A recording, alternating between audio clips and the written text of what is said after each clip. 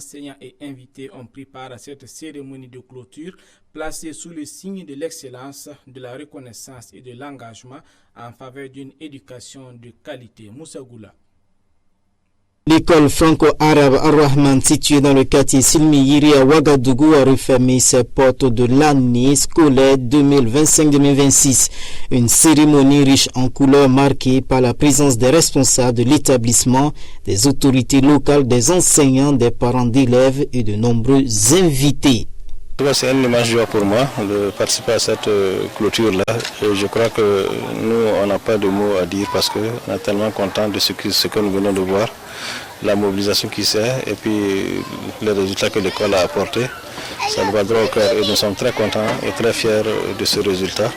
Et nous demandons aux parents d'élèves d'avoir confiance en Rahma et Inch'Allah, nous allons faire ce que nous pouvons faire pour l'éducation au Burkina. Ce n'est pas une surprise parce que nous avons déjà tout programmé. Nous avons fixé des objectifs que nous avons voulu atteindre, c'est ce 100% qu'on a fixé. Et Dieu merci, on est arrivé à ces 100%. Donc c'est une satisfaction totale pour moi, Inch'Allah. En tout cas, tout ce que nous allons dire aux parents d'élèves, c'est toujours garder confiance à l'école à Rahma. Et Inch'Allah, nous allons faire tout ce que nous pouvons faire pour que nous puissions vraiment donner une bonne éducation à leurs enfants. Et aux enseignants, c'est toujours nos encouragements et toujours nos félicitations pour ce qu'ils ont accompli comme résultat. Entre remise d'attestation, messages d'encouragement et hommage aux meilleurs élèves, cette journée a célébré l'excellence et l'engagement en faveur d'une éducation de qualité.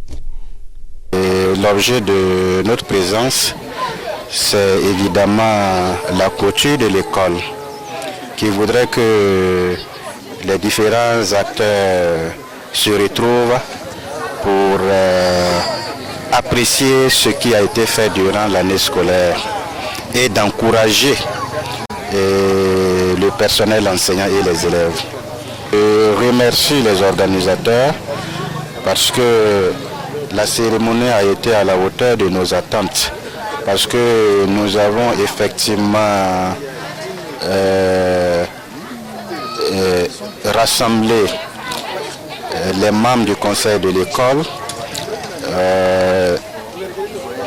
les représentants de la SEB, et les enseignants et évidemment les élèves. Entre remise d'attestation, messages d'encouragement et hommage aux meilleurs élèves, cette journée a célébré l'excellence et l'engagement en faveur d'une éducation de qualité. Alhamdulillah, par rapport aux résultats de cette année, je peux dire qu'il y a lieu d'être effectivement satisfait. Parce que premièrement, je suis parent d'un élève qui est en classe de CM2. Et par la grâce d'Allah subhanahu wa ta'ala, l'école a réalisé 100%, et que ce soit au CP français et qu'au CP arabe. Donc c'est un motif de satisfaction. Et aussi, nous tenons à encourager les responsables de l'école, ainsi que tous les acteurs qui ont contribué à ce qu'on ait un très bon résultat. Et premièrement, c'est un message de félicitations pour les résultats qu'ils ont pu engranger. Deuxièmement, nous les demandons pour le bien de nos enfants de fournir encore plus d'efforts pour les prochaines années pour que le niveau des enfants soit encore plus élevé et aussi que le taux de réussite soit toujours maintenu à un niveau élevé. Au thème de cette cérémonie, une conviction s'impose: l'excellence est le fruit de la persévérance, de l'engagement des enseignants et de l'accompagnement des parents. Avec un taux de réussite satisfaisant annoncé au certificat d'études primaires, l'école franco-arabe Ar-Rahman boucle son année scolaire sur une performance qui honore toute sa communauté éducative. On reste dans le même élan pour parler scolaire dans le centre Darul Irshad qui a officiellement refermé son année scolaire ce dimanche également 12 juillet à Ouagadougou. L'événement a été marqué par la cérémonie de sortie de la 3e promotion des mémorisateurs du Saint-Coran, composée exclusivement de garçons. Parents d'élèves, responsables religieux et invités, fidèles musulmans ont pris part à cette cérémonie riche en émotions. Les nouveaux oufas ont démontré leur maîtrise du Saint-Coran à travers des séances de récitation avant de recevoir leurs attestations et les félicitations des responsables du centre. Madissa Odgo y était son compte rendu. 26.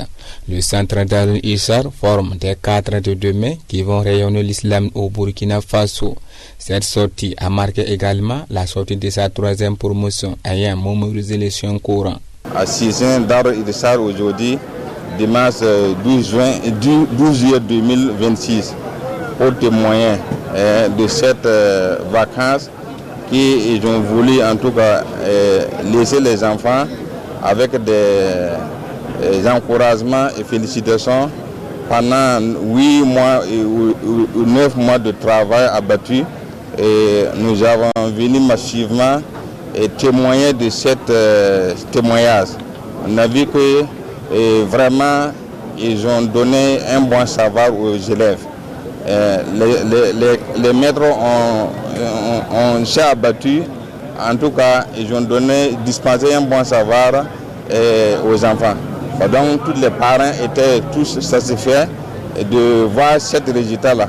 En plus de ça, on a vu que le fondateur de Darul Ishar a accompagné ceux qui ont lutté avec des boursiers pour poursuivre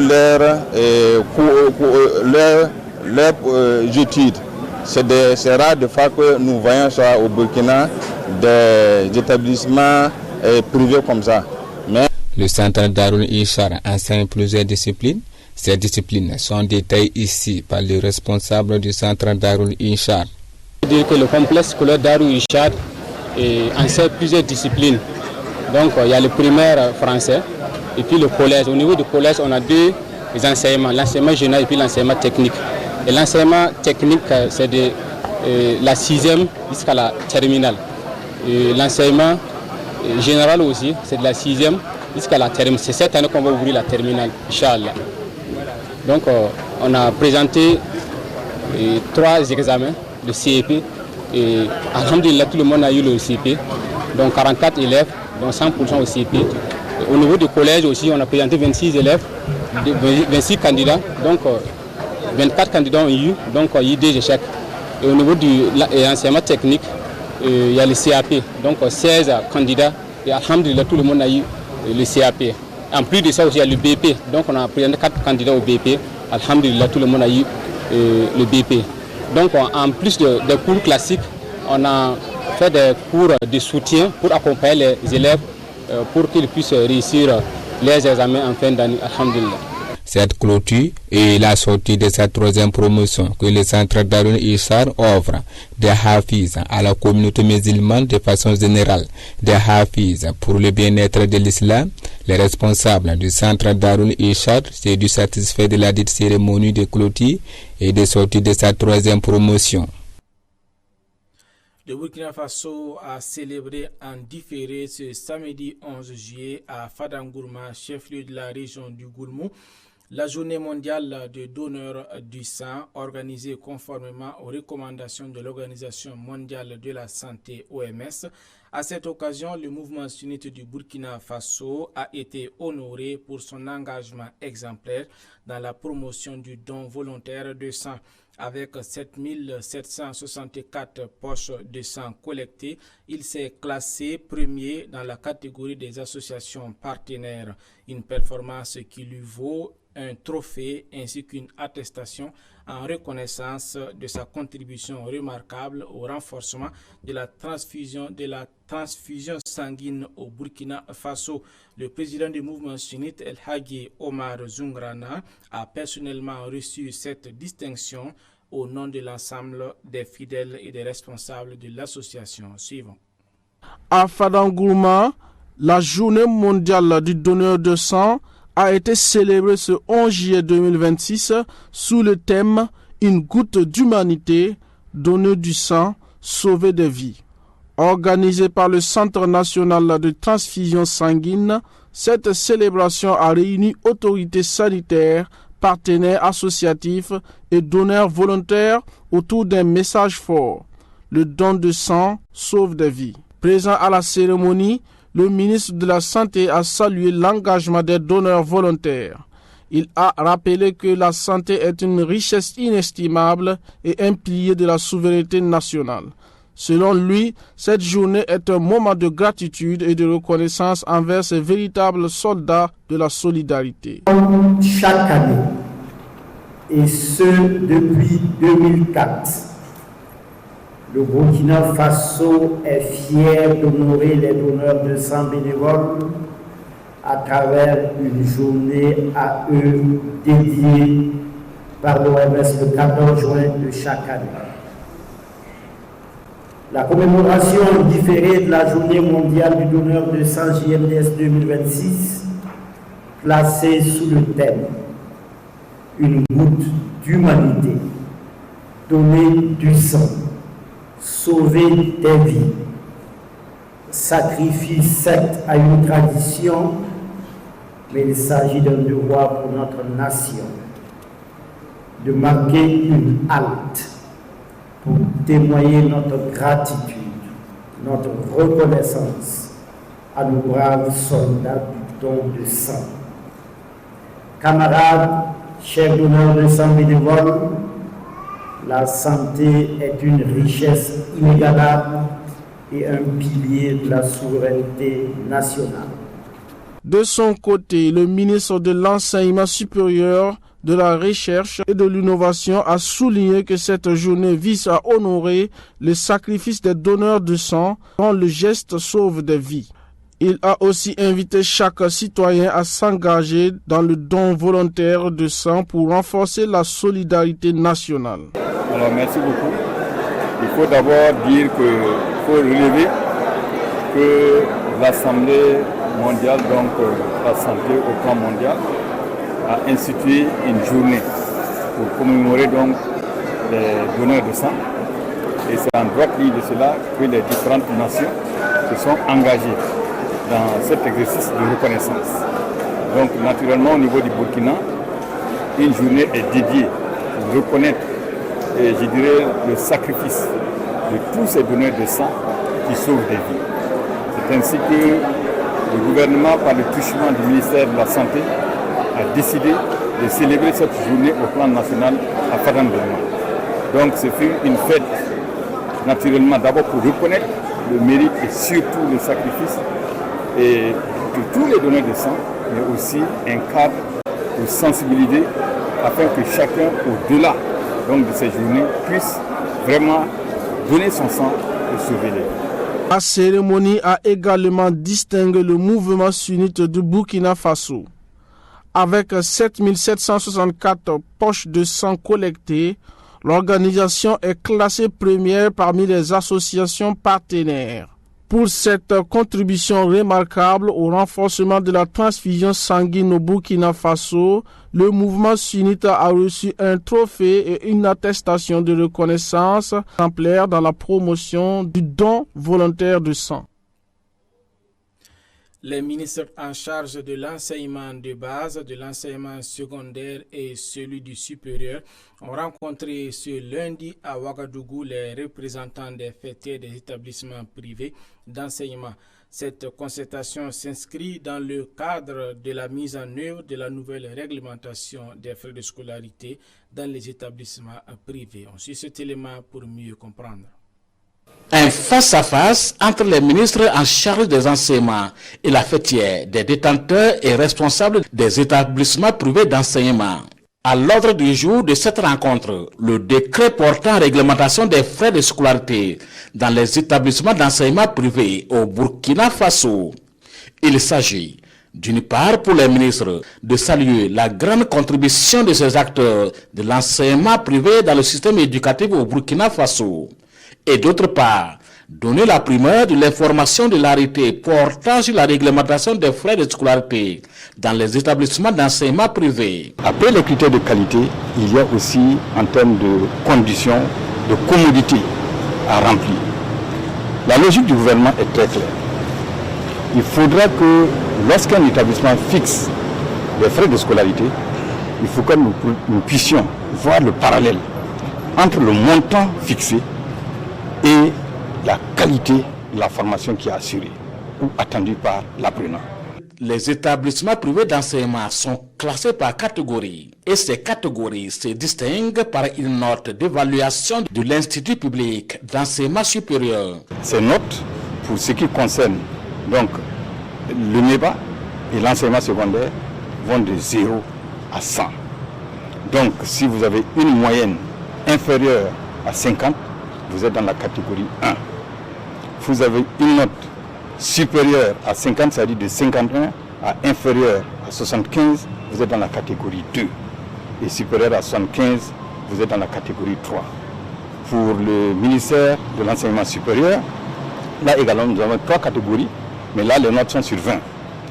Alors la première catégorie, c'est pour les IPES, les institutions privées d'enseignement supérieur, ayant une note comprise supérieure à 7, mais inférieure, strictement inférieure à 10. La seconde catégorie, c'est de 10 à inférieur à 14. Et la troisième catégorie, c'est supérieur à 14. Naturellement, vous comprendrez que lorsqu'une IPES va vers la catégorie supérieure, c'est-à-dire vers la catégorie 3, les frais de scolarité sont naturellement plus importants. Le gouvernement burkinabé reste disposé à accompagner chaque établissement d'enseignement privé vers un enseignement de qualité. Les ministres invitent les détenteurs des établissements d'enseignement privé à investir afin d'offrir aux apprenants des meilleures conditions d'apprentissage. On parle relations internationales. Dans cette édition, le personnel burkinabé en poste à l'ambassade du Burkina Faso à Paris est de retour à Ouagadougou à la suite de la rupture des relations diplomatiques entre le Burkina Faso et la France. À leur arrivée, les agents ont été reçus par le ministre des Affaires étrangères, de la coopération régionale et des Burkinabés de l'extérieur. Le chef de la diplomatie burkinabé leur a exprimé leur reconnaissance pour le travail accompli au service de l'État du Burkina Faso. Il les a également félicités pour leur professionnalisme, mais aussi leur sens du devoir durant cette période marquée par la fin de leur mission diplomatique en France. Ensuite, ce rendez-vous est la suite d'une décision souveraine prise par le Burkina Faso il y a quelques jours. Après avoir rompu ses relations diplomatiques avec la France, les représentants diplomatiques et consulaires burkinabés, au nombre de 12, sont tous de retour au Bercail. Ils remettent au ministre des Affaires étrangères le drapeau national et les clés de l'ambassade du Burkina Faso à Paris. À travers cet acte, le Burkina Faso traduit sa détermination à construire ses rapports avec le reste du monde sur le socle de la confiance et du respect mutuel.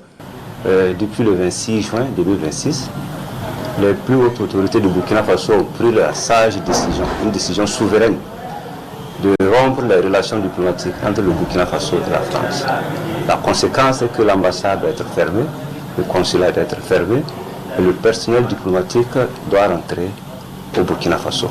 Nous sommes venus ce soir remettre officiellement le drapeau du Burkina Faso et les clés de l'ambassade du Burkina Faso au ministre. Ces représentants du Burkina Faso se disent très fiers d'avoir exécuté une décision souveraine de leurs autorités. En une semaine, ce sont des relations vieilles de plus de 60 ans qu'ils ont su dénouer. Nous sommes rentrés sans laisser des interrogations, des inquiétudes après nous. L'ambassade du Burkina Faso à Paris couvre, en plus de la France, 4 autres pays que sont l'Espagne, le Portugal, Monaco et Andorre. Il fallait rassurer tous ces partenaires avec qui nous avons de bonnes relations avant de partir. Le Burkina Faso est présent, 7 organisations internationales qui ont leur siège en France. Il fallait rassurer ses partenaires aussi avant de rentrer. La communauté burkinabé en France a elle aussi été rassurée quant à la prise en compte de ses besoins et de ses intérêts. Le gouvernement burkinabé ne posera aucun acte qui soit de nature à compromettre les intérêts au niveau de la France. D'ores et déjà, il y a sur place une petite organisation qui essaie d'évacuer notamment les passeports qui étaient déjà sur place au niveau du consulat et que les uns et les autres pourront rentrer en possession de leurs passeports. Ceux des passeports qui sont en impression ici, très bientôt les rotations seront données afin que ces personnes-là puissent entrer en possession de leurs passeports. Et le ministre des Affaires étrangères de remercier ce personnel de l'ambassade et du consulat du Burkina Faso à Paris pour la diligence et l'efficacité avec lesquelles ils ont su jouer leur rôle. Et c'est sur cette note que se referme cette édition. Merci de l'avoir suivi. Et que la paix et la bénédiction d'Allah soient sur le Burkina Faso, la terre des hommes intègres. Assalamu alaikum wa rahmatullah.